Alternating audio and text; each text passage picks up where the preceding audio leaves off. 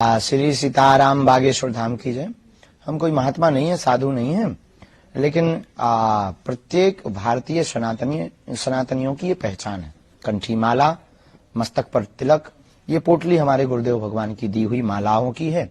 इसमें मालाएं हैं, आदि आदि चीजें हैं जो गुरुदेव भगवान ने हमको प्रसाद रूप में दी थी, जिनके प्रभाव और प्रभुत्व से हम जन कल्याण के लिए मानव जीवन की दैहिक दैविक भौतिक समस्याओं के समाधान का रास्ता बतला पाते हैं अथवा लोगों को मार्गदर्शन दे पाते हैं। ये उस तपोबल की पोटली है पूज्य गुरुदेव भगवान की, हमारी निजी कोई तपस्या नहीं जी। चूंकि राम दरबार है आपके गले में और राम मंदिर का उद्घाटन होना है, प्राण प्रतिष्ठा होनी है भगवान श्री राम की मूर्ति की अयोध्या में, ये जो एक उत्सव है इसको लेकर के आप, चूंकि आपको निमंत्रण मिला है, आप वहां पर शायद जाएंगे भी, जा रहे हैं। उत्सव है, इसको किस तरह से आप देखते हैं? ये आज तक की समस्त सनातनियों की, हिंदुओं की सबसे बड़ी विजय है, सबसे बड़ी जीत है। यह उत्सव दीपावली से बहुत ज्यादा खास है। निश्चित ही कोई ऐसा अभागा होगा जिसको इस दिन का इंतजार ना हो। हमको तो है, राम भक्तों को भी है। केवल भारतीय को नहीं, भारतीय मूल के लोग जितने भी अन्य देशों में रहने वाले लोग हैं उनको भी है। तो जो है हमारा यही कहना है कि उस दिन दीपावली मनावे और उत्सव का उत्साह पूछो मत।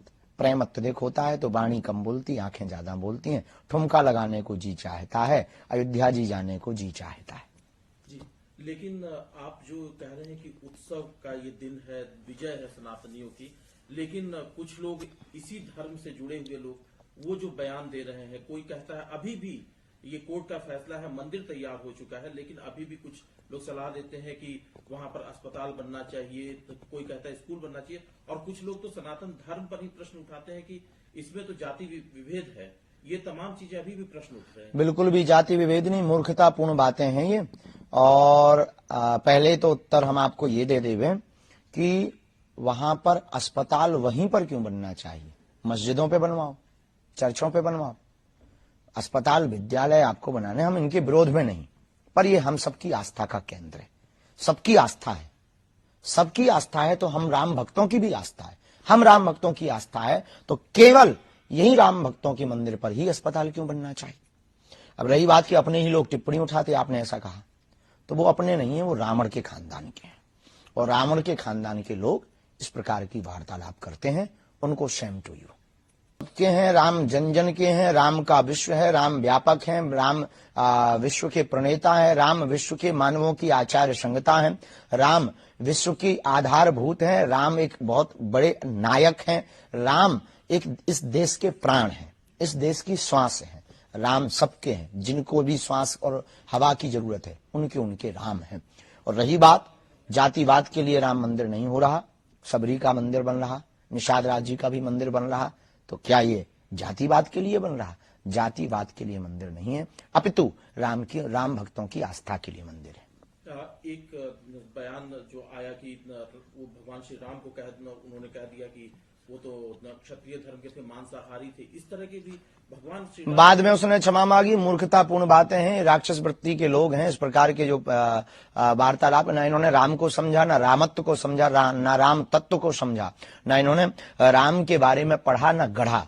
इन्होंने सिर्फ अपने बयान को कहकर न्यूज में बने रहने का उपाय सोचा है। और सबसे सस्ता उपाय प्रभु श्री राम पर और राम भक्तों पर आस्था पर उंगली उठाना है इस देश में। ऐसे ही लोगों को ठिकाने लगाने के लिए हम भारत हिंदू राष्ट्र चाहते हैं। राम राजनीति का विषय नहीं है, धर्म से राजनीति चलती है, राजनीति से धर्म नहीं चलता।